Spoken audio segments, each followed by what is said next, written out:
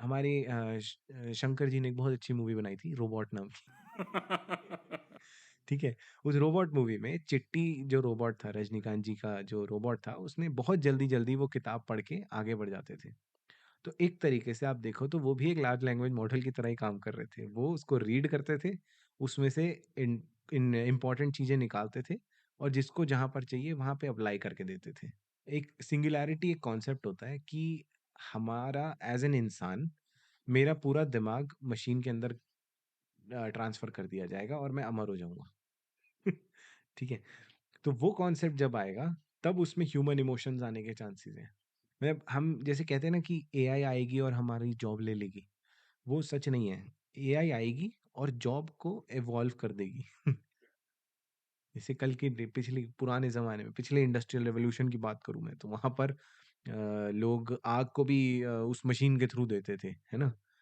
लेकिन कल को जब फर्नेस आ गया, तो मैंने सिर्फ बटन ऑन किया। वो एनहांस कर देगी। हाँ, तो ऐसा नहीं है कि वो लोग जो काम कर रहे थे आग जलाने का, उनका काम ही खत्म हो गया, वो लोग ही खत्म हो गए। वो इवॉल्व करके दूसरी चीज़ कर रहे हैं। तो आप ये देखोगे कि परफ़ॉर्मेंस जो वो स्पेसिफिकली ट्रेन्ड मॉडल है और जो चैट जीपीटी का मॉडल है, उसकी परफ़ॉर्मेंस में बहुत फ़र्क है, ज़मीन-आसमान का फ़र्क है। इसका रीज़न ये होता है कि जो मेरा स्पेसिफिक ट्रेन्ड मॉडल होता है, वो ट्रेन्ड ही उस पर्टिकुलर डेटा के ऊपर ज़्यादा किया जाता है। मतलब उसे एक टाइप का डेटा ज़्यादा दिया जाता है।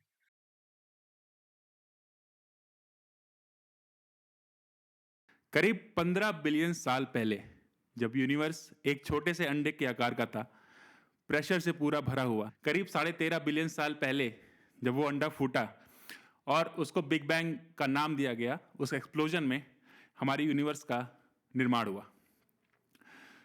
समय गुजरता गया और जैसे ही वो यूनिवर्स थोड़ा ठंडा होता गया, हमारी पृथ्वी का निर्माण हुआ और पृथ्वी पे अनेक प्रजातियों ने जन्म लिया। अमीबा, पैरामीशियम, उसके आगे चल के मल्टी सेलुलर ऑर्गेनिज्म, बहुत सारे एक के बाद एक धरती पे आते गए।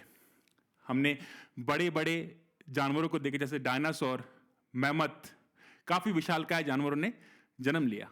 लेकिन उसके बाद करीब 7 मिलियन साल पहले एक ऐसी प्रजाति ने जन्म लिया जिसको हम अपना पूर्वज कहते हैं। उसके बाद धीरे धीरे धीरे वो 4 पैरों से 2 पैरों पे चलना सीख गया। उसके बाद हम लोगों ने शिकार करना सीखा। शिकार करने के लिए हमने टूल्स बनाए, आग बनाई, पहिए बनाए। लेकिन उसके बाद जब हमने ये सीख लिया कि एक बीज से फसल कैसे उगाते हैं, उसके बाद पूरी मानव जाति एक साथ हो गई और हमने आपस में आइडियाज़ का आदान प्रदान किया और उसी से दर्शन का जन्म हुआ।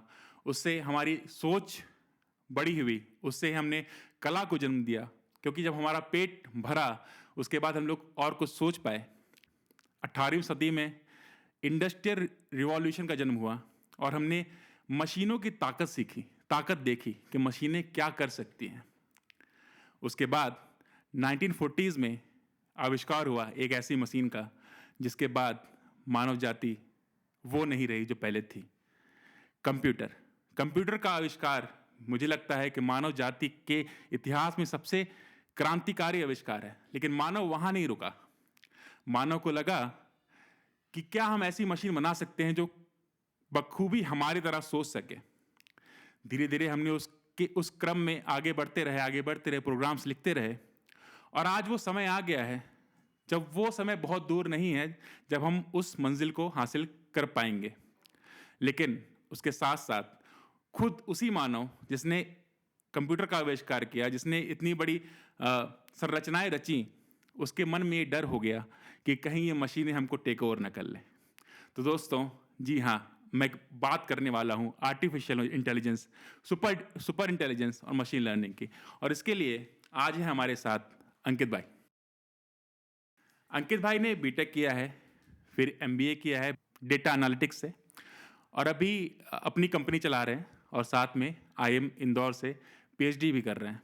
और साथ साथ आपको बताता चलूँ कि ये इस विषय में क्लासेस भी लेते हैं, लोगों को पढ़ाते भी हैं, कोर्स भी कराते हैं।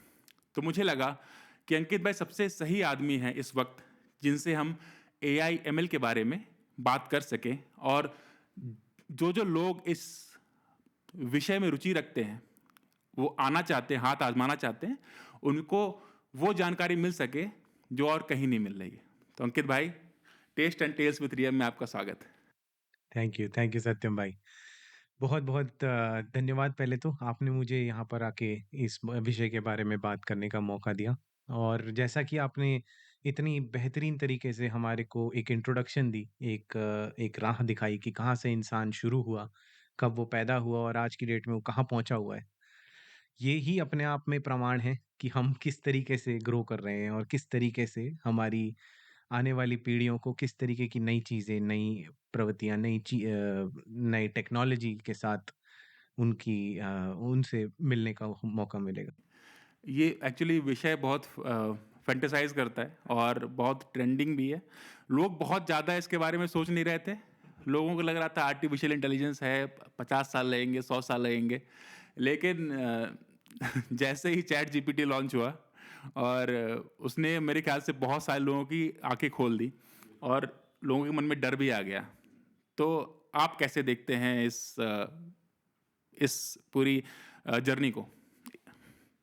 तो सत्यम भाई जैसे मैंने आपको बताया मतलब जैसे आपने मेरे बारे में बताया कि मैंने बीटेक किया और फिर उसके बाद एमबीए किया तो उसके पीछे ही मेरी एक जर्नी है कि कैसे मैंने अपने बीटेक के करने के बाद जब मैंने अपनी कंपनी ज्वाइन करी तो मेरा काम था एज अ सॉफ्टवेयर डेवलपर वहाँ पर बिल्ड करना एप्लीकेशंस वेबसाइट्स डेस्कटॉप एप्लीकेशंस और ये सब तो उसी के दौरान मैंने कई सारे डेटाबेसेस पे भी काम किया जो आज की डेट में हमारे मित्र जानते होंगे जो डेटाबेसेस पे काम करते हैं उसमें एसक्यूएल, पोस्टग्रेस एसक्यूएल और डिफरेंट टाइप के एक्सेस और जितने भी डेटाबेसेस होते हैं आज की डेट में, उनमें हम डेटा स्टोर करते हैं और एप्लीकेशन से यूज़ करते हैं। पर जब उस डेटा के पीछे उस डेटा को डालते वक़्त मुझे ये चीज़ समझ में आई कि कुछ ना कुछ तो है जिसकी वजह से इन डेटा पॉइंट्स पे या जो भी मैं पॉइंट एंटर कर रहा हूँ, उससे डिसीजन मेकिंग में, बिज़नेस में काफ़ी कुछ इम्पैक्ट पड़ेगा। तो जब मैंने उसको और बारीकी से देखा तो मुझे दिखाई दिया कि एक ट्रेंड है। मान लीजिए मैं अगर सिर्फ़ सेल्स की बात करूँ तो मुझे दिखाई देता कि एक ट्रेंड है सेल्स का ऊपर-नीचे जाने में। पर क्या रीज़न है उस ट्रेंड का? क्या लॉजिक है उसके पीछे? वो मुझे बिल्कुल उस समय नॉलेज नहीं थी उस टाइम पर। और ये वही वक़्त है 2017 16-17 के करीब जब एनालिटिक्स बहुत ज़्यादा बूम करने शुरू हुई थी।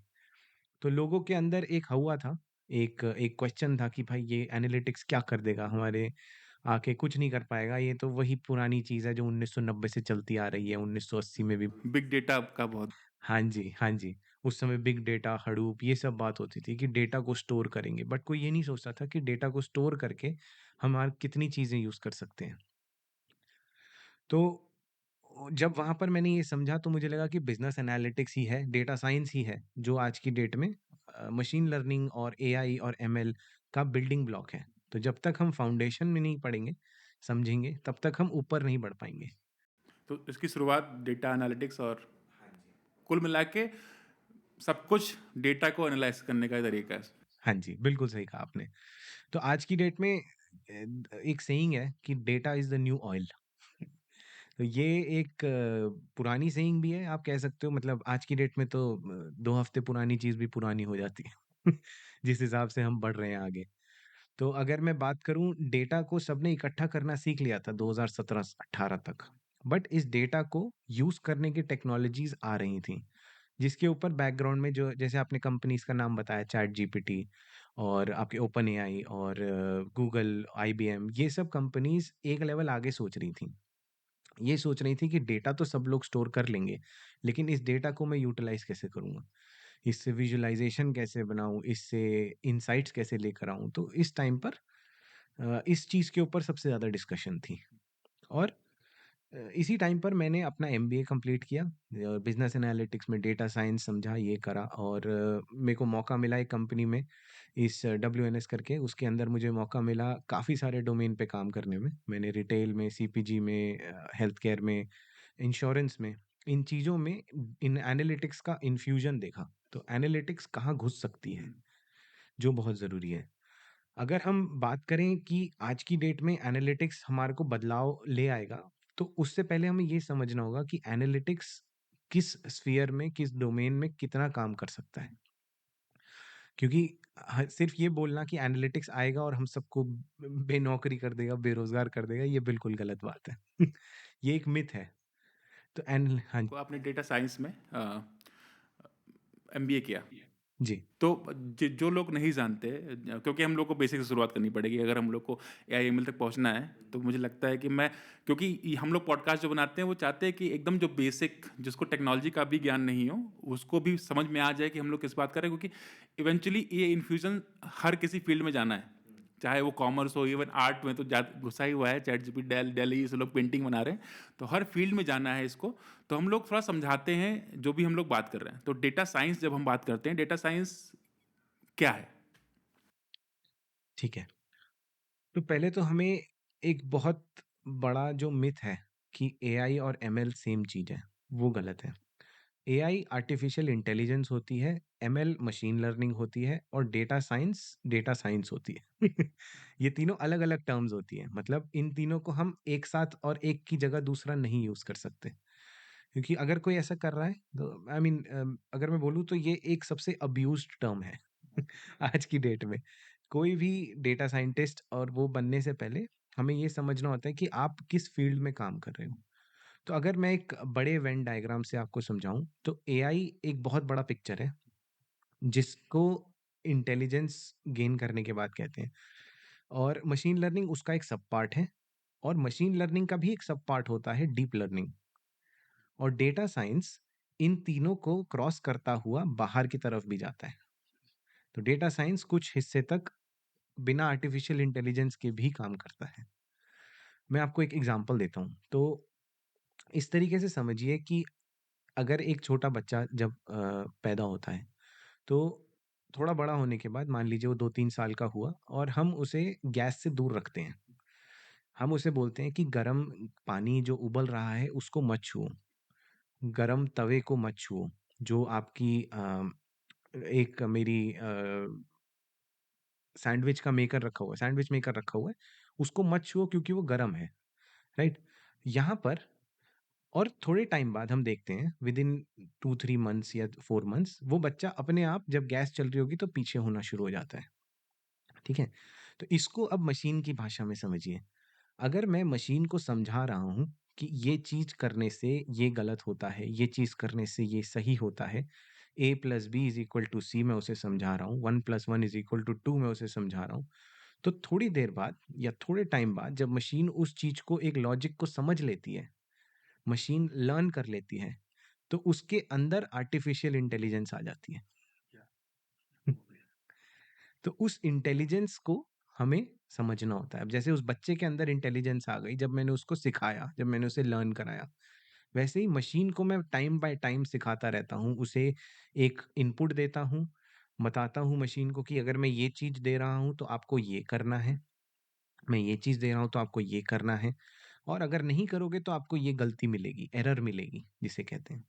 इन पॉइंट्स के बेस पे ही मशीन लर्निंग होती है और फिर आपका आर्टिफिशियल इंटेलिजेंस जनरेट होती है। तो जैसे अगर मैं बात करूँ सेल्फ ड्राइविंग कार्स जो आज की डेट में बहुत चल रही है। अगर मैं सेल्फ ड्राइविंग कार्स में लॉजिक डाल रहा हूँ, वो मैं मशीन को लर्न करा रहा हूँ। बट जब गाड़ी रोड पे अपने आप चल रही है, वो आर्टिफिशियली इंटेलिजेंट है। हाँ, एग्ज़ैक्टली। जब वो ये समझ जाएगी कि कहीं पे भी रुकना है मुझे, तो वो एक इंटेलिजेंस है उसके अंदर। हाँ जी। अब इसमें मैंने एक और टॉपिक बताया था जो है डेटा साइंस, डीप लर्निंग हाँ।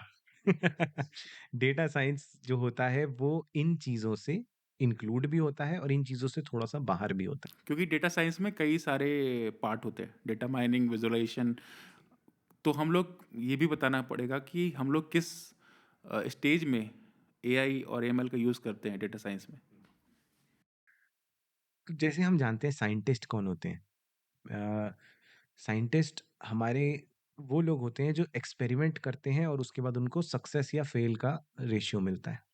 वो ये बता सकते हैं कि भाई ये चीज़ करोगे तो शायद तुम्हें सक्सेस मिले, शायद तुम्हें फेल मिले। सिमिलरली डेटा साइंटिस्ट भी मेरा एक एक्सपेरिमेंट करने वाला, डेटा के साथ एक्सपेरिमेंट करने वाला साइंटिस्ट होता है।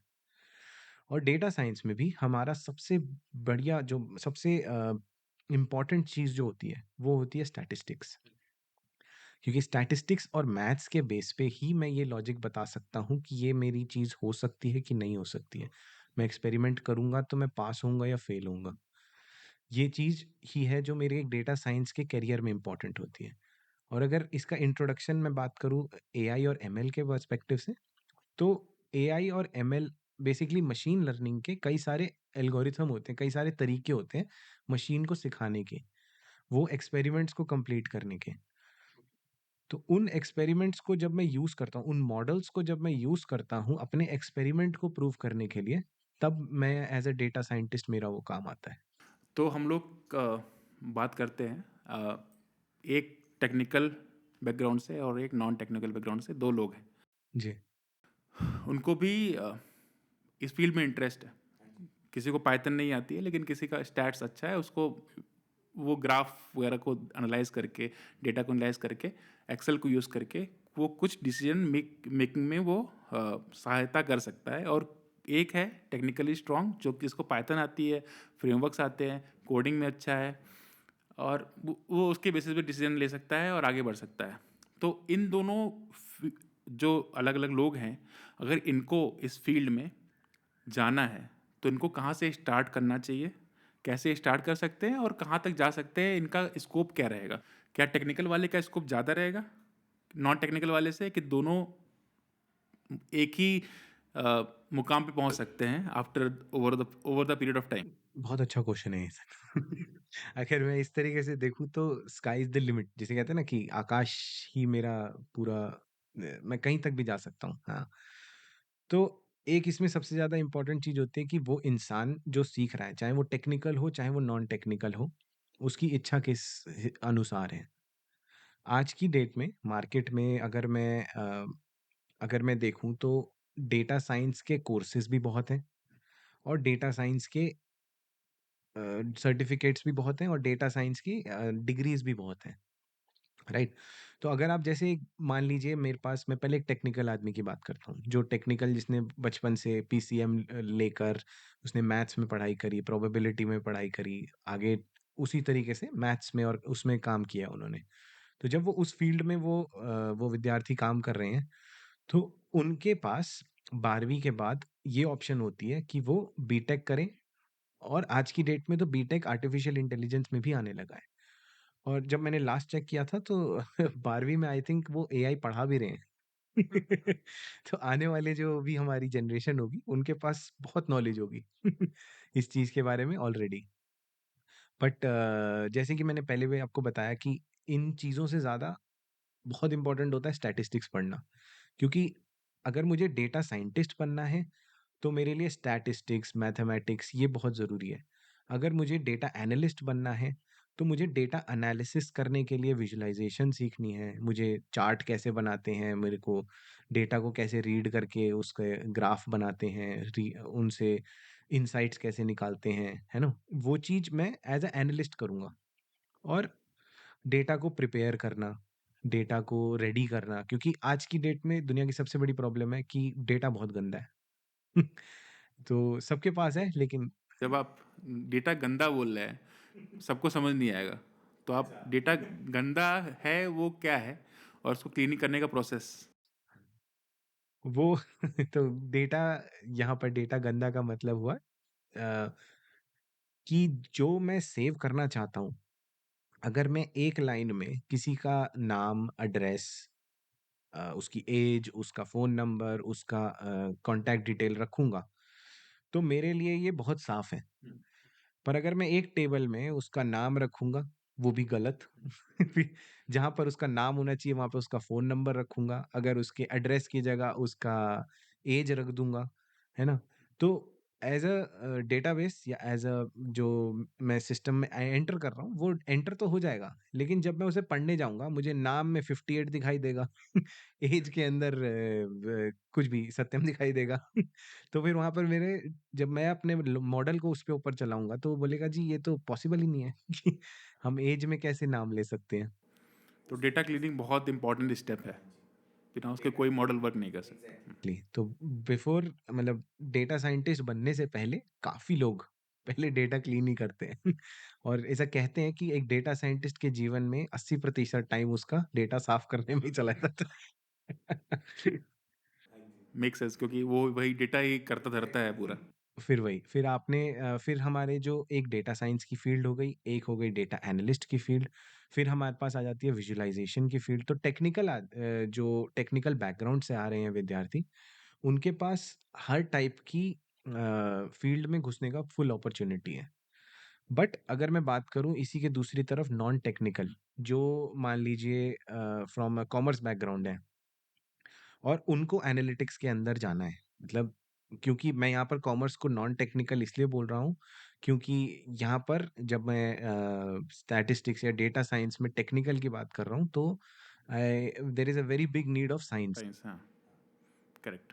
ठीक है? तो कॉमर्स के लोग भी बहुत अच्छे डेटा साइंटिस्ट होते हैं। बहुत अच्छे डेटा क्रंचिंग के लिए बहुत ही बेहतरीन डेटा साइंटिस्ट मैंने देखे हैं जो कॉमर्स बैकग्राउंड से हैं।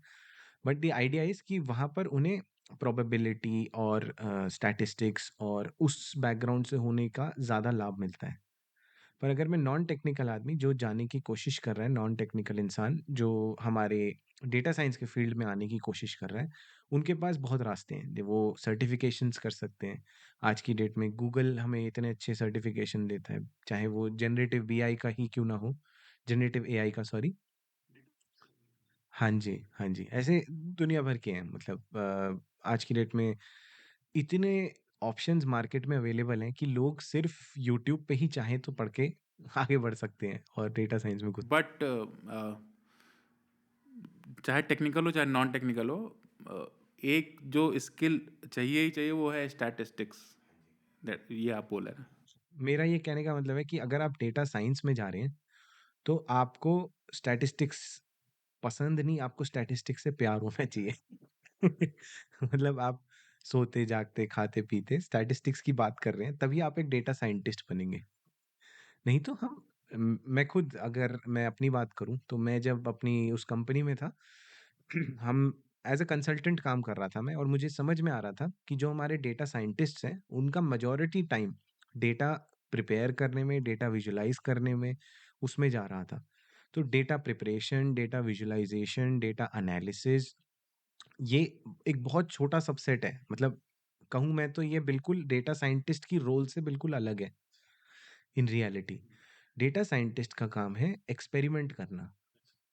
मेरे पास एक सेट ऑफ डेटा आता है, मैं उस पे एक्सपेरिमेंट करूँगा कि यार मेरा ये मानना है कि ये चीज़ ठीक है कि नहीं। तो अब मैं अपने डेटा के ऊपर linear regression model, SVM model, classification, clustering कोई भी तरीका अपनाऊँगा, ये देखने के लिए कि क्या मेरा डेटा उस चीज़ को मुझे सही आंसर दे रहा है कि नहीं। फिलहाल हम लोग उस डायग्राम को समझते हैं, जो आपने बताया। तो हम लोग डेटा साइंस के बारे में बात कर चुके हैं और मेरे ख्याल से बेसिक नॉलेज के लिए इतना काफ़ी है। अ, अभी हम लोग एआई बड़े से सर्कल में, उसके बाद एमएल, उसके अंदर है डीप लर्निंग। तो आप इसको कैसे समझा सकते हैं लोगों को? खैर एआई एमएल तो लोग समझे होंगे। अब हम लोग रिवर्स से शुरू करते हैं। पहले डीप लर्निंग समझते हैं, डीप लर्निंग क्या है? तो डीप लर्निंग हमारी एआई, एमएल और उसके अंदर जो एक बहुत ही नीश लोग होते हैं मतलब बहुत ही छोटे कम लोग हैं पूरे हमारी जो डेटा साइंस की कम्युनिटी है अक्रॉस द वर्ल्ड, उसमें डीप लर्निंग करने वाले बहुत कम लोग होते हैं। क्यों? इसके 2 रीज़न हैं। डीप लर्निंग के अंदर हमारे बने-बनाए न्यूरल नेटवर्क्स, बने-बनाए इतने सारे कॉम्प्लेक्स एल्गोरिथम होते हैं, जो काम आते हैं हमारी बहुत ही मुश्किल कामों के लिए, जैसे इमेज क्लासिफिकेशन। 1 मिनट रुकूँगा आपको, जैसे कि आपने न्यूरल नेटवर्क का नाम लिया है, तो समझाना पड़ेगा आपको थोड़ा-सा। सरल, क्योंकि न्यूरल नेटवर्क समझाने समझाने वाले तो कई लोग हैं वैसे। लेकिन आप थोड़ा-सा उसको आसान भाषा में, जैसे कि 8वीं 10वीं का लड़का भी अगर उसको समझने की कोशिश करे न्यूरल नेटवर्क है क्या?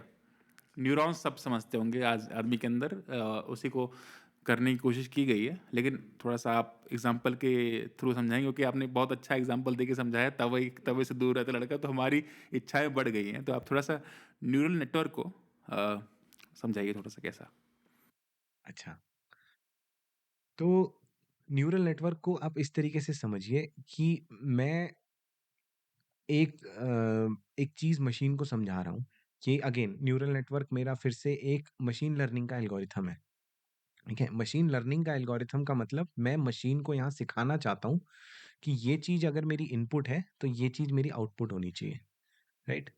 अगर मैं आपसे पूछूँ कि मशीन से मैं पूछूँ कि मेरे कल को क्या मेरी जून-जुलाई के अंदर कितनी सेल होगी मेरे प्रोडक्ट की?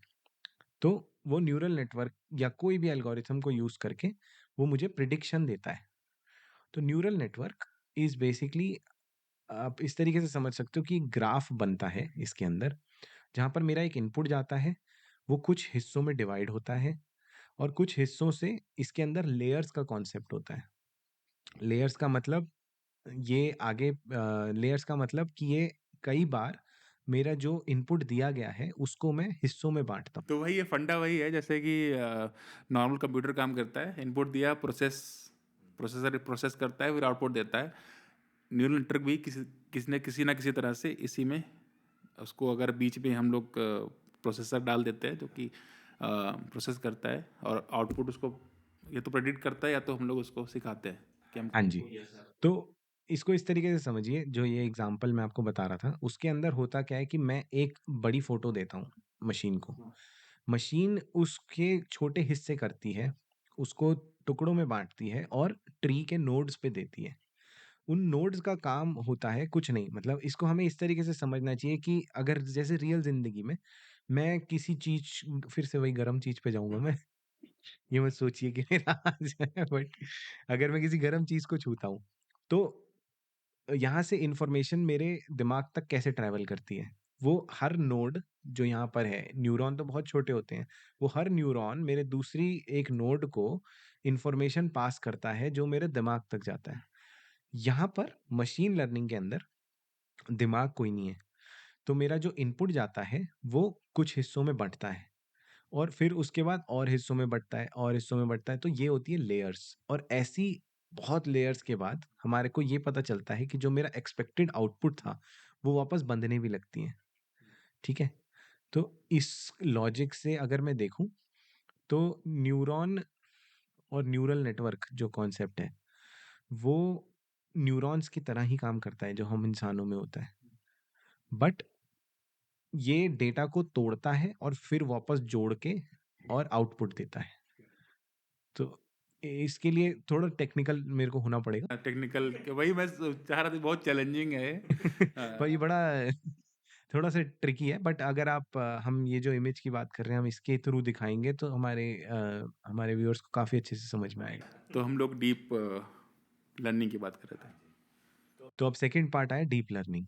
तो डीप लर्निंग जिसने आज की डेट में पूरी दुनिया में एक डिसरप्शन सा ले आया है, एक एक बदलाव सा ले आया है, जिसका सबसे बड़ा एग्ज़ाम्पल हमारा ओपन एआई का जे चैट जीपीटी है। तो उसी पे काम हाँ करता है जी, ये? हाँ जी। तो आज की डेट में आप कोई भी वीडियो प्रोसेसिंग, कोई इमेज प्रोसेसिंग, कोई इमेज कैप्चर करके उसके ऊपर कौन है ये बताना या फिर जो गूगल सबसे फ़ेमस है कि अभी आज की डेट में आपने S24 का भी देखा होगा कैमरा, जो सैमसंग S24 है, उसके अंदर आप किसी भी चीज़ को सर्कल करो, वो आपको सर्च करके बता देगा, राइट? तो ये सारी चीज़ें डीप लर्निंग के थ्रू पॉसिबल है। डीप लर्निंग के अंदर क्या होता है कि कंप्यूटर खुद को सिखाता है कैसे क्या सही है और क्या गलत। इसमें काफ़ी डीप लर्निंग में और मुश्किल एल्गोरिथम्स आते हैं, जैसे आरएनएन्स आते हैं, रिकरेंट न्यूरल नेटवर्क्स। तो न्यूरल नेटवर्क तो मैंने आपको बताया, जो थोड़ा टिपिकल है। उससे और टिपिकल चीज़ें होती है RNN, CNN, convolutional neural network करके होता है। उसके अंदर तो कन्वोल्यूशंस होती हैं, मतलब डेटा जाता है, वापस आता है, जाता है, वापस आ हाँ जी, फीडबैक लूप पूरा बनता है।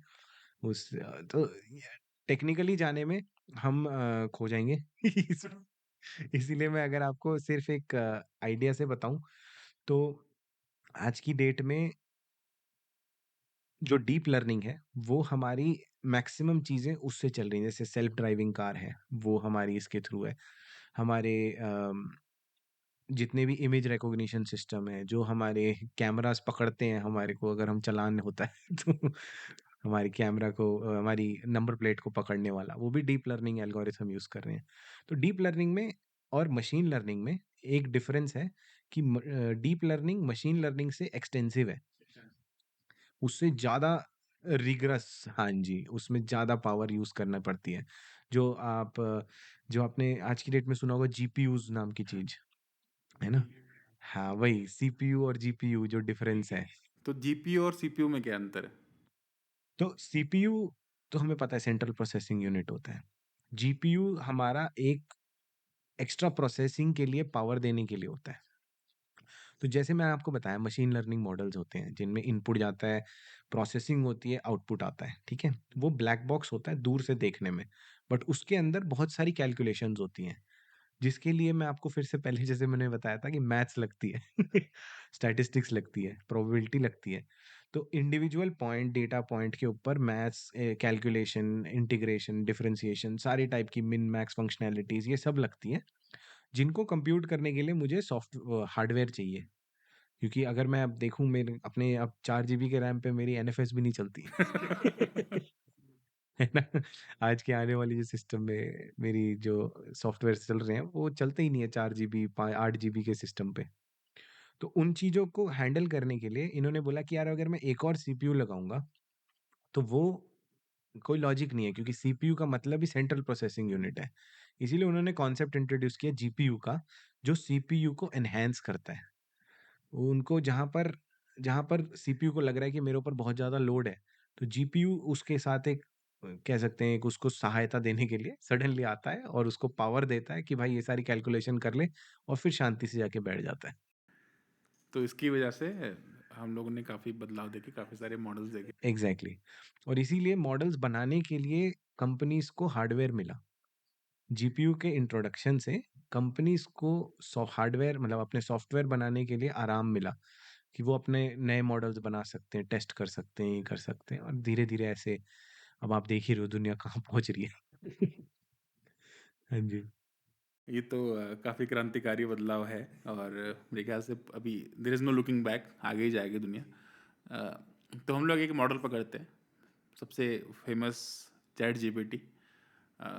बहुत सारी इसके मिथ्स हैं। शुरू-शुरू में जोक्स आते थे कि जब हम लिखते हैं कि write this program in Python तो पीछे कोई बैठा डेवलपर प्रोग्राम लिख के हमको भेज देता है। तो अगर आपको समझाना हो चैट जीपीटी कैसे काम करता है या जनरेटिव कोई भी जनरेटिव एआई कैसे काम करता है तो आप कैसे समझाएँगे? तो अगर मैं जनरेटिव एआई की जो आज की डेट पहली बात तो जनरेटिव एआई क्या है? और क्योंकि जनरेटिव एआई जैसे नाम से पता चल रहा है कि किसी टाइप का एआई है, तो और कितने टाइप के एआईज़ होते हैं? हाँ जी, तो एआईज़ आपके डिफरेंट तरीकों से होते हैं मतलब 2 टाइप में हम डिवाइड कर सकते हैं। एक होता है आपकी कैपेबिलिटी के हिसाब से, तो कैपेबिलिटी के हिसाब से एक होता है नैरो एआई, एक होता है आपका रिएक्टिव एआई और एक होता है आपका सुपर एआई जिसे कहते हैं हम, ठीक है? तो नैरो एआई का मतलब है जब मैं किसी स्पेसिफिक प्रॉब्लम को सॉल्व करने की कोशिश कर रहा हूँ। मान लीजिए जैसे हमारी कंपनी करती है कि किसी भी एसएमई या एमएसएमई जिस कंपनी में कोई स्पेसिफिक प्रॉब्लम होगी, हम उन स्पेसिफिक प्रॉब्लम्स को टारगेट करते हैं और उन कंपनीज़ के साथ बैठकर वी डिसाइड कि इस प्रॉब्लम को सॉल्व करने के लिए आपके ये मशीन लर्निंग मॉडल है, ये आपका सॉल्यूशन है और ये आपका बेनिफिट है। इसको हम बोलते हैं नैरो एआई। ये सेकंड एक एग्जांपल होता है रिएक्टिव एआई का। जैसे मैं किसी के साथ चेस खेल रहा हूँ, मैं कंप्यूटर के साथ चेस खेल रहा हूँ, तो कंप्यूटर मेरे मूव के बेस पर मुझे रिटर्न देगा। वो एक रिएक्शन है। और तीसरा है सुपर एआई। सुपर एआई का मतलब हो गया कि कंप्यूटर के अंदर क्षमता है सोचने की। हाँ, सुपर इंटेलिजेंस बिल्कुल। तो इसमें कंप्यूटर खुद सोचता है कि मेरे लिए ये सही है कि नहीं है, मेरे लिए गलत है कि नहीं है। जैसे एक बहुत अच्छी पिक्चर है, अगर हम रिकमेंड करें तो आई रोबोट करके। उसमें बहुत अच्छे तरीके से दिखाया था कि एक रोबोट के अंदर अगर सुपर इंटेलिजेंस आ जाए, तो वो पूछने लगता है कि मेरा मेरा एग्ज़िस्टेंस का रीज़न क्या है? मैं क्यों हूँ? जैसे हम पूछते हैं। अब जब हम ये पूछते हैं तो लगता है कि कोई बात नहीं ढूँढ लेगा अपने आप को। पर अगर ये रोबोट पूछने लगे तो हमारे पास कोई जवाब नहीं होगा, है ना? तो उस तरीके से जब अगर मैं इन तीनों के हिसाब से बात करूँ, ये एआई के टाइप होते हैं। जेनरेटिव एआई हमारा रिएक्टिव और सुपर एआई के बीच में है, ठीक है? इसको हम काइंड ऑफ रिएक्टिव भी बोल सकते हैं, क्योंकि जनरेटिव एआई का बेसिक काम होता है जो उसने एक प्रॉब्लम समझी। जनरेटिव एआई को ओपन एआई ने जब लेकर आया जनरेटिव एआई, उसके सिर्फ़ एक प्रॉब्लम का सॉल्यूशन ढूँढा है। उसने ये प्रॉब्लम देखी कि लोगों के पास वो 4 टाइप के डिफरेंट टूल यूज़ कर रहे हैं। ग्रामरली यूज़ कर रहे हैं और आपका नेक्स्ट ऑप लाइन क्या डालूँ मैं वो चीज़ सर्च कर रहे हैं, गूगल पे देख रहे हैं। मान लो एक सिंपल मेरे को ईमेल लिखनी है, तो उस ईमेल के लिए मैं 4 जगह जाता था कि यार मेरे को लीव लेनी है, मैं लीव लेने के लिए गूगल पे जाऊँगा और देखूँगा कि फॉर्मेट क्या है लीव लेने का। और अगर मुझे मतलब मुझे प्यार से पूछना है, तो मैं किस तरीके से ढूँढूँगा? अगर मुझे गुस्से से बात करनी है, तो मैं किस तरीके से मैं मेल लिखूँ? हाँ जी, एग्ज़ैक्टली। तो उन्होंने ये चीज़ ढूँढी, उन्होंने कहा अच्छा, आज की डेट में मार्केट में ये प्रॉब्लम्स हैं। उन्होंने कहा ठीक है, हम एक ऐसा सॉल्यूशन बनाते हैं, जो लोगों के चैट करने पर उसका आंसर दे। तो generative AI as a concept open AI से पहले आ चुका था। ओपन एआई ने चैट जीपीटी के थ्रू सिर्फ़ एक सॉल्यूशन दिया जनरेटिव एआई का, ठीक है? एक्चुअली में जनरेटिव एआई का मतलब था कि मैं कंप्यूटर से बात करूँ और कंप्यूटर मुझे कुछ जनरेट करके दे आंसर में। तो ओपन एआई ने एक चैट जीपीटी नाम की एक एप्लीकेशन दी। जीपीटी का फुल फॉर्म ट्रांसफॉर्मर से रिलेटेड होता है, generative pre something transformers, pre trained transformers. उनसे उनका कॉन्सेप्ट ये होता है कि मैं जो भी इनपुट दे रहा हूँ, वो उसके लॉजिक्स के बेस पर उसमें जो मैंने पूछा है, उसने पहले बहुत सारी चीज़ें पढ़ाई की हुई होती हैं, ठीक है? तो मेरा जो जीपीटी का मॉडल होता है जिसे कहते हैं, या मेरा एलएलएम मॉडल होता है, बेसिकली इसको कहते हैं large language model. Large language model का मतलब होता है कि मेरा जो मशीन लर्निंग मॉडल है, इसको मैंने बहुत सारे डेटा पॉइंट्स के ऊपर ट्रेन किया है। मतलब मैंने एक तरीके से आप ये समझो कि अगर मैं जैसे हमारे शंकर जी ने एक बहुत अच्छी मूवी बनाई थी, रोबोट नाम की, ठीक है? उस रोबोट मूवी में चिट्टी जो रोबोट था, रजनीकांत जी का जो रोबोट था, उसने बहुत जल्दी-जल्दी वो किताब पढ़ के आगे बढ़ जाते थे। तो एक तरीके से आप देखो तो वो भी एक लार्ज लैंग्वेज मॉडल की तरह ही काम कर रहे थे। वो उसको रीड करते थे, उसमें से इन इन इम्पोर्टेंट चीज़ें निकालते थे और जिसको जहाँ पर चाहिए वहाँ पे अप्लाई करके देते थे। तो ये लार्ज लैंग्वेज मॉडल का मतलब होता है कि मेरे को बहुत सारे किताबों पे, अब आपके पास हज़ारों किताबें हैं, उन हज़ारों किताबों पे और आपने मशीन लर्निंग मॉडल में डाला और बोला इससे सीखो, इससे समझो। तो चैट जीपीटी भी एक एलएलएम ही है? हाँ जी, चैट जीपीटी बैकएंड में जीपीटी पे काम करता है। GPT 3.0, GPT 4.0। चैट जीपीटी एक प्रोडक्ट है और इसके पीछे का मॉडल है जीपीटी, एलएलएम मॉडल है। अब एलएलएम मॉडल का काम होता है जो मैंने उसको डेटा फीड करके दिया, हज़ारों किताबों का, हज़ारों वेबसाइट्स का। उस डेटा में से अगर मैं कुछ उससे पूछूँ, तो वो कहीं से भी उसका ढूँढ के ले आए।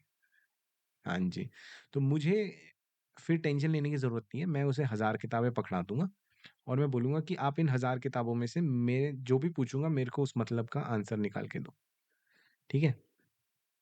और इसी काम पे हमें ये एलएलएम्स काम करते हैं, इसी लॉजिक पे हमारे ये एलएलएम्स काम करते हैं। अब जो आप जनरेटिव एआई में एक और चीज़ आती है, जैसे आपने मेरे को शुरू में बताया था डैली जो जो इमेजेस जनरेट कर रहा है, एक वीडियो जनरेट करने का लॉजिक है, वो सब इन्हीं चीज़ों पे है। उनको इंस्टेड ऑफ मतलब किताबों की जगह मैंने उनको वीडियोज़ दिखाई हैं, उस मॉडल को। मैंने उस मॉडल को इमेजेस दिखाई हैं, फ़ोटोज़ दिखाई हैं, ऑडियो दिखाया है। तो उस मॉडल के पास कैपेबिलिटी है और चीज़ें बनाने की, वीडियो बनाने की, इमेज बनाने की, ये करने की, और इस चीज़ को एलएलएम नहीं कहते, इस चीज़ को एलएमएम कहते हैं। Large multi modal models. Multi modal का मतलब होता है कि मैं किसी भी तरीके का इनपुट उससे पूछ सकता हूँ। मतलब टेक्स्ट से कुछ भी, टेक्स्ट टू साउंड। हर चीज़, text to sound, text to ये। इनफैक्ट आज की डेट में टेक्नोलॉजी ऐसे बढ़ गई है कि अगर मैं एक यूट्यूब का लिंक डालता हूँ ना और उससे पूछता हूँ कि मुझे इसकी समरी बताओ, तो वो बता ही देगा। पर अगर मैं ये बोलूँ कि इसके अंदर ये चीज़ बताई गई है, मुझे इससे रिलेटेड कोई और वीडियो ढूँढ के दो, या इसकी समरी से कोई रिलेटेड मुझे और वीडियो XYZ पर्सन की लेके दो, वो भी ढूँढ के ले आएगा। ओके, ठीक है, थोड़ा-सा डीप डाइव करते हैं। तो जैसा कि आपने बोला कि हम लोगों ने उसको ट्रेन किया बुक से। मान लीजिए मैंने एक कोई बुक ली वहाँ से, सुपर इंटेलिजेंस ले ली। मैंने इसको एक इसका एक मॉडल बनाया, इसको ट्रेन कर दिया और हमने क्वेश्चन पूछना शुरू किया। मैं बस आपसे स्टेप्स जानना चाह रहा हूँ। तो स्पेसिफिकली उसको क्या करना चाहिए? उसको इतनी ही जानकारी होनी चाहिए इतनी बुक में है, जितनी बुक में है। उसको कुछ नया he can not produce because उसको पास लिमिटेड नॉलेज है। तो वो नई जानकारी कैसे देता है? हुँ, ये बहुत अच्छा क्वेश्चन है सत्यम। अगर इसमें एक तो आप अच्छाई भी बता रहे हो और एक तरीके से आप बुराई भी बता रहे हो। अब कई बार क्या होता है, इनफैक्ट कुछ टाइम पहले एक केस भी हुआ था कि एक लॉयर ने यूएस में चैट जीपीटी को यूज़ करके पूरा अपना सॉल्यूशन बनाया था, मतलब जो केस लड़ते हैं ना, उस केस के अगेंस्ट उसने आर्ग्यूमेंट्स लड़े थे। तो चैट जीपीटी ने आर्ग्यूमेंट के तौर पर एक नकली केस बना के दे दिया उस लॉयर को, कि जो केस केस कहीं है ही नहीं। और लॉयर वहाँ पे कोर्ट में जाके वो केस बोल रहा है कि जी ऐसा हुआ था, देख लीजिए ये प्रेसिडेंस है। इस प्रेसिडेंस के बेस पे मैं बता रहा हूँ आपको कि ऐसा हुआ था, और वहाँ जज बोल रहा है ये तो कोई केस ही नहीं कंटेम्प्ट है। ऑफ कोर्ट हो गया। उस पे अलग चालान लगा। तो ऐसा कोई केस ही नहीं था। इस चीज़ को कहते हैं हैलुसिनेशन। जो मॉडल्स होते हैं, उनके अंदर ये एक प्रॉब्लम है, जिसको धीरे-धीरे ही सॉल्व किया जाएगा कि वो खुद डेटा जनरेट करने लगता है। कई बार क्या होता है, जैसे आपने किताब का एक बहुत अच्छा एग्जांपल दिया। मैंने किताब को उसके अंदर फीड किया और उससे कुछ क्वेश्चन पूछा। तो क्या वो मुझे सिर्फ़ किताब की इन्फॉर्मेशन देगा या मुझे कोई और इन्फॉर्मेशन भी देगा? तो there is a very high probability, काफ़ी कुछ ऐसा हो सकता है कि वो इस किताब से ज़्यादा इन्फॉर्मेशन भी दे आपको। क्योंकि मैंने उस मॉडल को बनाने के लिए कहीं और से भी ट्रेन किया होगा पहले। अगर मैं मॉडल को सिर्फ़ इस पे ट्रेन करूँगा, तो उसके पास इन्फॉर्मेशन इतनी ही होगी, इससे ज़्यादा नहीं होगी। पर हम यूजुअली प्री ट्रेन्ड मॉडल्स को यूज़ करते हैं, ठीक है? प्री ट्रेन्ड मॉडल्स को हम क्यों यूज़ करते हैं? ताकि हमें ये ना समझाना पड़े कि छोटी-छोटी चीज़ों का क्या मतलब है। इज़, एम, द, वोवेल्स क्या होते हैं, कॉन्सोनेंट क्या होते हैं, ए पहले आना चाहिए, ये बाद में आना चाहिए। ये चीज़ें हमें बताने की ज़रूरत नहीं है, ये वो पुराने बड़े डेटा सेट से ऑलरेडी समझ चुका होगा। लेकिन फिर वही बात, अ, जैसे डैली हो गया या कोई एआई जो साउंड प्रोड्यूस करता है, म्यूज़िक प्रोड्यूस करता है, हर बार यूनिक होता है। तो उसका मतलब क्या हुआ? क्योंकि हम लोग ने तो उसको लिमिटेड ट्रेनिंग दी है। तो ऐसा हम लोग क्या करते हैं जब हम एलएलएम बनाते हैं, तो क्या हम किन बातों का ध्यान रखते हैं कि हम लोगों ने ठीक है इतना परसेंट ट्रेन किया है, इतना टेस्ट किया है, इतना वैलिडेट किया है, सब कुछ प्रोसेस होता होगा।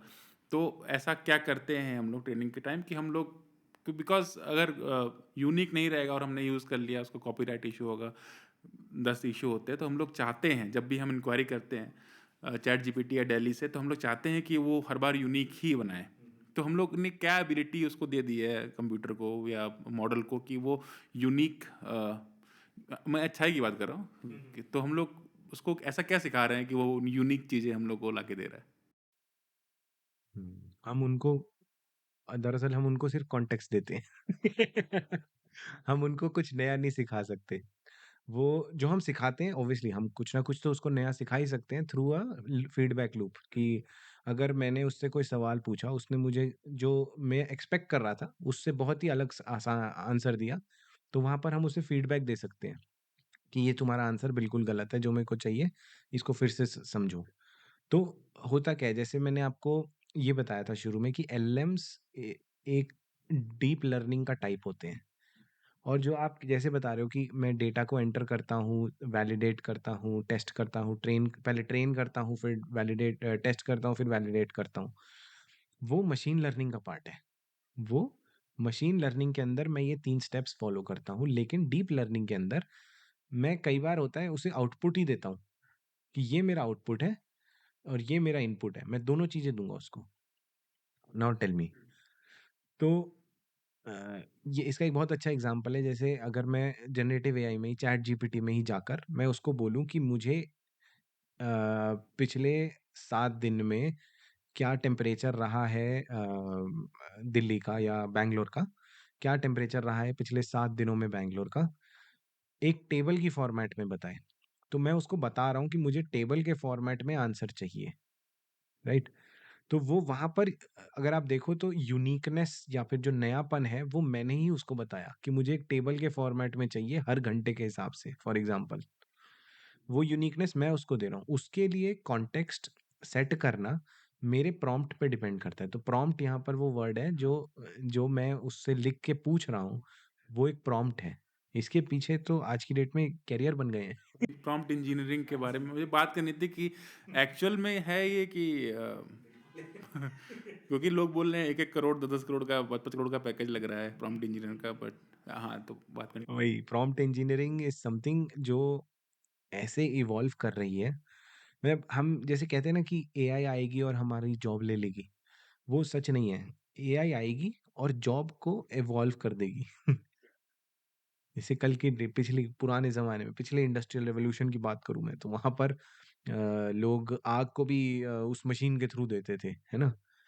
लेकिन कल को जब फर्नेस आ गया तो मैंने सिर्फ बटन ऑन किया। वो इन्हांस कर देगी। हाँ, तो ऐसा नहीं है कि वो लोग जो काम कर रहे थे आग जलाने का उनका काम ही खत्म हो गया, वो लोग ही खत्म हो गए। वो इवॉल्व करके दूसरी चीज़ कर रहे हैं। वैसे ही मैं एज़ अ प्रॉम्प्ट इंजीनियर अगर बात करूँ, मेरा काम होगा सही जगह पर सही सवाल पूछना। वो बहुत मैटर करता है। कंप्यूटर को नहीं पता कि उसे जो वो मुझे आंसर दे रहा है वो सही है कि नहीं, या मॉडल को नहीं पता ये चीज़। और ये जो आप कह रहे हो ये बिल्कुल सच है। मैंने देखा है ये, और इसके लिए बहुत कोर्सेज़ हैं अवेलेबल जो प्रॉम्प्ट इंजीनियरिंग सिखाते हैं और कॉन्सेप्ट सिखाते हैं व्हिच इज़ रियली गुड। क्योंकि मैंने ये सवाल आपसे क्यों पूछा, क्योंकि एलएम वाला जो बोल रहा हूँ, क्योंकि मैंने कई सारे लेक्चर्स देखे और एक आध बुक भी पढ़ी, तो उसमें लोग जो एक्सपर्ट्स हैं इस फील्ड के, उन्होंने बोला, वो ये बोलते हैं कि पैरामीटर्स जो हम लोग फीड कर रहे हैं ट्रेन करने के लिए अपने मॉडल को, वो हमारे बस में है, दैट वी कैन कंट्रोल, और कुछ दिक्कत आ रहा है तो हम उसको सेट कर सकते हैं, उनको हाइपर पैरामीटर्स बोलते हैं। हाँ जी। सेट कर सकते हैं, बट एलएम खुद में काम कैसे कर रहा है कोऑर्डिनेट करके, अभी तक किसी को नहीं पता। इट्स लाइक जैसा कि हम आत्मा की बात करते हैं अपने शरीर के, किसी को नहीं पता, किसी ने देखी नहीं है। उसी तरह एलएम अभी हम लोग ने क्रैक नहीं किया है मेरे ख्याल से, बहुत कुछ क्रैक करने को है एलएम को लेके ही। तो अभी तक एक्सपर्ट्स को ही नहीं पता कि वो कोऑर्डिनेट करके कैसे अपने आप आउटपुट दे रहा है, तो हम लोग कैसे कर सकते हैं। और जब हम लोग आर्टिफिशियल इंटेलिजेंस की बात करते हैं, तो बहुत लोगों को नहीं पता, लेकिन वो लोग अनकॉन्शियसली बहुत दिनों से आर्टिफिशियल इंटेलिजेंस यूज़ कर रहे हैं। क्या बोलते हैं, ऑटो कंप्लीट फीचर जो होता है मोबाइल का। अ, तो ऑटो कंप्लीट फीचर, ये मैं पूछना चाह रहा था आपसे कि ऑटो कंप्लीट फीचर तो बहुत पहले आ गया था हमारे हाथों में, हमारे एज अ टूल हम लोग बहुत दिन से यूज़ कर रहे हैं।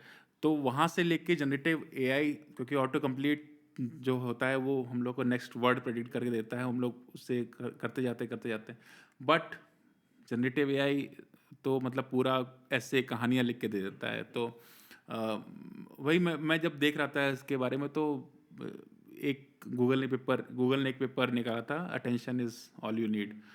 तो उसके बाद बोलते हैं कि ट्रांसफॉर्म बहुत ज़्यादा हुआ ये फील्ड, तो वो कैसे हुआ, वो उसके बारे में मैं बात करना चाहता हूँ।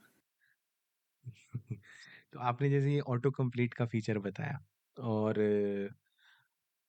अभी मैं फिर से आपको उसी डायग्राम पे लेके जाऊँगा। ठीक है? अगर हम उसी डायग्राम में देखें, तो आर्टिफिशियल इंटेलिजेंस मेरी बहुत बड़ी फील्ड है और उसके नीचे है मशीन लर्निंग। तो अगर आप देखोगे मशीन लर्निंग और आर्टिफिशियल इंटेलिजेंस के बीच में कुछ आर्टिफिशियल इंटेलिजेंस ऐसी है, जो बिना मशीन लर्निंग के भी की जाती ओके। है ना? ये कैसे होती है? अब इसके लिए लॉजिक हमें आपने जैसे ऑटो कंप्लीट का एग्जांपल दिया जो बहुत सालों से चल रही है, गूगल ने तो न जाने कब से निकाल रखा था। फिर आप कुछ साल पहले और चले जाओ, चैटबॉट्स तो तब भी थे, है ना? तो वो कैसे काम करते थे? वो अगर हम देखा जाए तो आज की डेट में मैं चैटबॉट ही है एक चैट जीपीटी, है ना? उससे मैं बातें कर रहा हूँ, मुझे सॉल्यूशन दे रहा है। तो ऐसा तो नहीं था कि उस समय एक आदमी बिठा रखा था पीछे। उस समय भी मशीन ही जवाब दे रही थी, पर वो मशीन मुझे कैसे जवाब दे रही थी? तो यहाँ पर जो आर्टिफिशियल इंटेलिजेंस बिना मशीन लर्निंग के की जाती है, वो वाला कॉन्सेप्ट आता है और उसे हम कहते हैं रूल बेस्ड लॉजिक्स। वो बहुत सिंपल होते थे उस ज़माने में। तो जैसे मैंने आपको बताया था कि 1980 के अंदर भी आर्टिफ़िशियल इंटेलिजेंस की बात होती थी कि एआई आ गया, एआई आ गया। वो यही रूल बेस्ड लॉजिक होते थे। और उस समय मशीन को नहीं सिखाया जाता था, बस मेरे बहुत सारे इफ एल्स कंडीशंस लिख दी जाती थी। वो इफ एल्स कंडीशंस ही थी। कोडिंग ही था लेकिन बहुत लंबा कोड था। जैसे चेस, क्योंकि चेस तो बहुत पहले से आ गया है कंप्यूटर, जो गैरिस कास्परोव वगैरह को हरा चुका था। तो वो भी तो एक तरह का एआई ही हुआ। हाँ जी, वो भी एक तरीके का एआई है, बट वो रूल बेस्ड एआई है, वो मशीन लर्निंग एआई नहीं है। तो हमारा ऑटो कंप्लीट, हमारा जो चैटबॉट्स थे पुराने ज़माने वाले, वो सारे इसी बेस पे थे, रूल बेस्ड आर्टिफिशियल इंटेलिजेंस पे। तो सॉरी, मैं आपका दूसरा क्या सवाल था? वो मतलब इस रूल बेस्ड एआई से जनरेटिव एआई की जर्नी कैसे? ये जर्नी हमने अपनी आँखों के सामने होती हुई देखी है। और हमारी ही जनरेशन है शायद जिसने ये चीज़ पूरी होते हुए एंड टू एंड देखी है। तो हम यूज़ किए हैं हर तरीके से। हमने नॉर्मल वाली चैटबॉट्स भी यूज़ किए हैं जिनमें हम क्वेश्चन मार्क 1 2 3 4 ऐसे करके आंसर। ये एक दबाइए, हिंदी के लिए एक दबाइए। और आज की डेट में हम ही हैं जो चैट जीपीटी यूज़ कर रहे हैं अपने मेल्स को बढ़ाने के लिए, अपने एसेज को बनाने के लिए। तो जैसे मैंने आपको बताया कि वो जो सर्कल्स थे, वो धीरे-धीरे छोटे होते गए और जैसे-जैसे वो सर्कल छोटे होते गए, हमारा हमारा पकड़ उन मशीन से, उन लॉजिक से दूर जाता गया। मतलब हम मशीन को तो सिखा रहे थे कि कैसे काम करना है, बट हम नहीं समझ पा रहे थे कि वो मशीन कैसे काम कर रही है। जो आपने सवाल पूछा था ना कि आज की डेट में भी एक्सपर्ट्स को लॉजिक नहीं पता कि चैट जीपीटी कैसे सॉल्यूशन निकाल रही है। वो यही है कि मैंने मशीन को तो सिखा दिया। उसके बाद मशीन कहती I am okay, I will take care of it. आप रिलैक्स करो। और वो खुद ही करने लगी।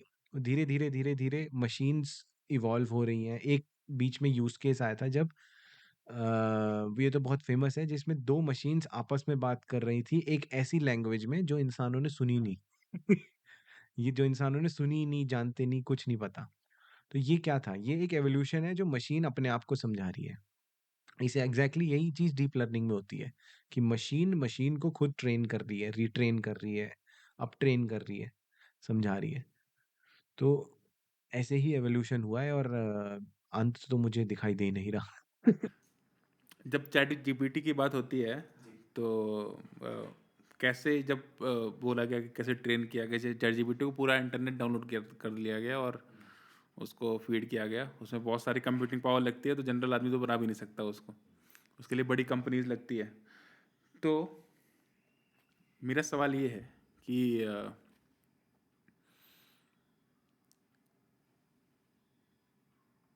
क्या सवाल है, हाँ, कि क्योंकि चैट जीपीटी ऑलरेडी ट्रेन कर चुका है उसको, उस इंटरनेट डेटा को कंज्यूम कर चुका है और हमारे पास वो टूल अवेलेबल है ऑलरेडी, चैट जीपीटी। तो उसका हम लोग मोस्ट इफेक्टिवली यूज़ कैसे कर सकते हैं? और जब हम बात करते हैं कि हम लोगों ने कोई बुक या कोई कंपनी के लिए कोई मॉडल बनाया है, जैसे कि आपने बोला कि मैकेनिकल में आपने फ़ोटोज़ वगैरह दिखा के हम उसको बता सकते हैं कि कौन सा डिफेक्टिव प्रोडक्ट है, कौन सा नहीं है। तो हम लोग ऐसा क्यों करते हैं कि हम लोग डिफरेंट डिफरेंट मॉडल्स बनाते हैं? ऐसा क्यों नहीं करते कि हम लोग सीधे चैट जीपीटी को डेटा फीड करके हम लोग ये पता कर ले कि ये मतलब डिफेक्टिव है कि नहीं है, या जो भी इंफॉर्मेशन चाहिए होती है, हम लोग टूल्स क्यों बना रहे हैं, हम लोग और एलएम मॉडल्स अपने क्यों बना रहे हैं? हुँ। देखिए, चैट जीपीटी जेनेरिक बना रखा है। उसने उसका कॉन्सेप्ट ज़्यादातर इंग्लिश से रिलेटेड है। मतलब अगर आप उसके अंदर जाके देखोगे, वो एनालिटिक्स तो करता ही है। वो आपको स्टैटिस्टिकल एनालिसिस भी करके दे देगा, वो आपको आंसर्स भी दे देगा। बट चैट जीपीटी में एक ऑप्शन है कि कोई भी बंदा जाकर चैट जीपीटी का एक बेस मॉडल यूज़ कर कर, उस पे अपने तरीके से उसको स्पेसिफिक ट्रेन कर दे। ठीक है? तो आप ये देखोगे कि परफॉर्मेंस जो वो स्पेसिफिकली ट्रेन्ड मॉडल है और जो चैट जीपीटी का मॉडल है, उसकी परफॉर्मेंस में बहुत फ़र्क है, ज़मीन-आसमान का फ़र्क है। इसका रीज़न ये होता है कि जो मेरा स्पेसिफिक ट्रेन्ड मॉडल होता है, वो ट्रेन्ड ही उस पर्टिकुलर डेटा के ऊपर ज़्यादा किया जाता है। मतलब उसे एक टाइप का डेटा ज़्यादा दिया जाता है, जिसे हम मशीन लर्निंग में बायसिंग कहते हैं, ठीक है? बायस होना। तो एक तरीके से क्या होता है कि उसका काम है, उसे समझ में आ गया है, उसके अंदर प्री ट्रेन कर दिया है। जैसे आपने हाइपर पैरामीटर्स बोले थे, तो मैं वो हाइपर पैरामीटर्स पहले ही ट्यून कर देता हूँ, इसलिए कि मेरे को आंसर्स आप इससे स्पेसिफिक दोगे। मान लीजिए मैं लॉ फर्म की बात करूँ, तो मैं उस लॉ फर्म के लिए स्पेसिफिक आंसर्स ही दूँगा। एग्ज़ैक्टली ऐसा ही एक सॉल्यूशन हमने बनाया भी था, जिसमें हमने एक लॉ फर्म के लिए सॉल्यूशन दिया था और उनके ही डेटा पर अराउंड 3 मिलियन डेटा पॉइंट्स पर उसको ट्रेन किया था, चैट जीपीटी के बेस मॉडल को। तो चैट जीपीटी से अगर मैं वो क्वेश्चन पूछूँ, वो उतने आसानी से नहीं बता पाएगा क्योंकि इस मॉडल के पास वो 3.6 मिलियन डेटा पॉइंट्स एक्स्ट्रा हैं। वो कस्टम है, कस्टमाइज़्ड मॉडल है। हाँ, वो डेटा भी पब्लिकली अवेलेबल नहीं होगा। एग्ज़ैक्टली। हाँ जी, हाँ जी, हाँ जी। और इसी के चक्कर में सबसे बड़ी जो आज की डेट में जो हॉलीवुड के अंदर सबसे बड़ा स्ट्राइक नहीं हो रहा था, तो जितने भी आर्टिस्ट लोग थे हॉलीवुड के उन्होंने कैलिफ़ोर्निया के अंदर लॉस एंजेलिस में ये चीज़ के ऊपर केस कर दिया था कि हम अब पिक्चरें नहीं बनाएँगे, हम पिक्चरों में काम नहीं करेंगे। क्यों? क्योंकि तुम सारी चीज़ें तो एआई से करवा रहे हो।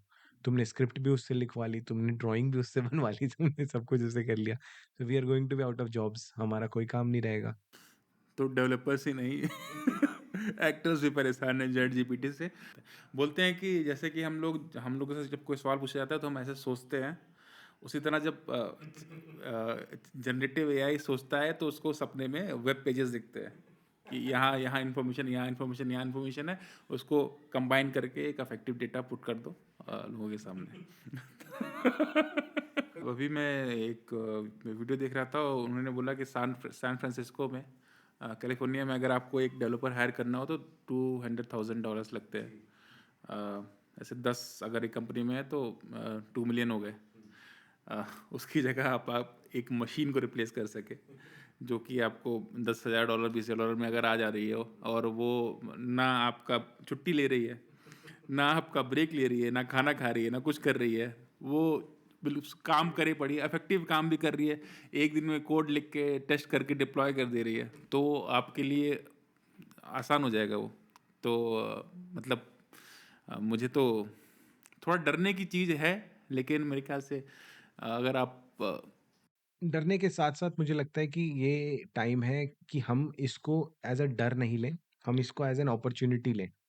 क्योंकि एआई जो भी बनाएगी, हमारे काम के लिए ही बनाएगी। हम जो उस पे सर्च करेंगे, वो वही हमारे को रिटर्न देगी, राइट? तो हम अगर उसको ढंग से यूज़ करते हैं, तो उसका स्कोप बहुत सही हो जाएगा। मतलब उसी स्कोप में वो बहुत अच्छा परफ़ॉर्म करेगी, राइट? अ, सिर्फ़ लॉजिक ये हमें सोचना है कि आज की डेट में जो मशीन्स हम आज की डेट में जो बोलते हैं कि मशीन्स हमारे को ओवरटेक कर लेंगी या मशीन्स हमसे आगे चली जाएँगी, they are lacking that ambition. अभी उनके पास वो एम्बिशन नहीं है। हमारे पास एम्बिशन है। मैं अगर 20 लोगों को हटाकर एक मशीन लगाता हूँ, मेरे अंदर ये एम्बिशन है कि मेरा रेवेन्यू मतलब ये सॉरी मेरी कॉस्ट कम होगी, मेरा एफिशिएंसी बढ़ेगी, है ना? वो मेरा एम्बिशन है। मशीन्स के अंदर कोई एम्बिशन नहीं है, अभी नहीं है और आई डोंट थिंक वो आना लॉजिकल भी है क्योंकि मशीन्स जो आप बोल रहे हो वो 5th जनरेशन कंप्यूटिंग में जब मेरा मशीन्स और बायो मशीन जिसे कहते हैं सिंगुलैरिटी लेवल आएगा। सिंगुलरिटी लेवल क्या है? एक सिंगुलैरिटी एक कॉन्सेप्ट होता है कि हमारा एज एन इंसान मेरा पूरा दिमाग मशीन के अंदर ट्रांसफर कर दिया जाएगा और मैं अमर हो जाऊंगा। ठीक है, तो वो कॉन्सेप्ट जब आएगा तब उसमें ह्यूमन इमोशंस आने के चांसेस हैं। There is a very good book, मैं नाम बताऊँगा आपको। बट वो बुक बहुत अच्छे तरीके से डिफाइन करती है कि सिंगुलैरिटी अगर आ गई, तो व्हाट विल हैपन? कैसे हम लोग इवॉल्व करेंगे? कैसे ह्यूमैनिटी कहाँ जाएगी? Will there be even a humanity और नॉट? एक्चुअली अगर हम काफ़ी इतना आगे बढ़ जाएगा अगर जो, क्योंकि हम लोग अध्यात्म की बात करते हैं, तो बोलते हैं ऐसा कि I am not the mind, I am not even the body.